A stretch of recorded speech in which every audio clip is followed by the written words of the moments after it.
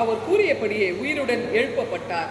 அவரை வைத்த இடத்தை வந்து பாருங்கள். மத்தேயு 28 6வது வசனம். இங்கே ஆண்டவராக இயேசு கிறிஸ்து உயிரோடு எழுந்த பிறகு பெண்கள் கல்லறைக்கு சென்றாங்க இல்லையா?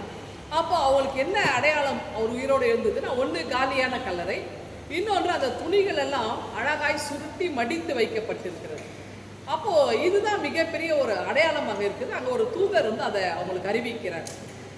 அது இன்னொரு விஷயம் என்னன்னாக்கா, இயேசு பிறந்த பொழுது ஒரு செய்தி அறிவிக்கப்படுத, பிள்ளையை துணிகளில் சுற்றி முன்னணையில் கிடைத்து இருக்க காண்பீர்கள், இதுவே உங்களுக்கு அடையாளம். அப்போ இயேசு பிறந்த பொழுது அந்த துணி அந்த குழந்தைய சுற்றி வச்சிருக்கிறார். இப்போ ஆண்டவர் உயிர்த்து எழுகிறார். இப்போ அடையாளம் என்னன்னாக்கா, அந்த துணி மடித்து ஓரத்திலே வைக்கப்பட்டு, இதுவே அவர் உயிர்த்து எழுதுறதுக்கான அடையாளம். பாருங்க எவ்வளோ அழகான ஒரு அடையாளத்தை ஆண்டவர் நமக்கு காட்டியிருக்கிறார். அப்படி என்றால் இங்கே ஆண்டவர் சொன்ன வண்ணமாய் உயிர்த்தெழுந்தார். உயிர்த்தெழுந்த ஆண்டவர் எல்லாருக்கும் சீடருக்கு முன்பதாக கலிலேயாவுக்கு போவேன்னு சொல்றார். இன்னொன்று, இவர் தன்னுடைய திருப்பணியில் அதிகமாய் பெண்களை இணைத்திருக்கிறார். அதை நம்ம அறிந்திருக்கிறோம்.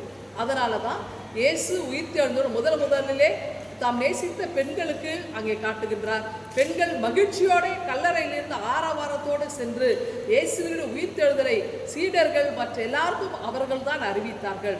அன்ற நாள் முழுவதும் பெண்கள் ஒரு துடிப்போடு மகிழ்ச்சியோடு அவர்கள் அன்றைக்கி காணப்பட்டாங்க. ஏனென்றால் இயேசு சொன்னபடியே உயிர்த்தெழுந்தார்.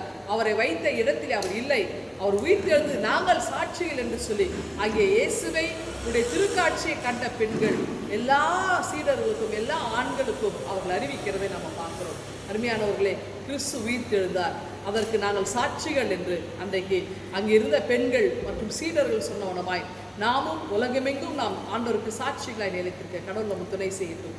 இந்த சிந்தனையோடு இந்த நாளை துவங்குங்கள். ஆண்டவர்களை ஆசீர்வதிப்பாராக. ஆமென்.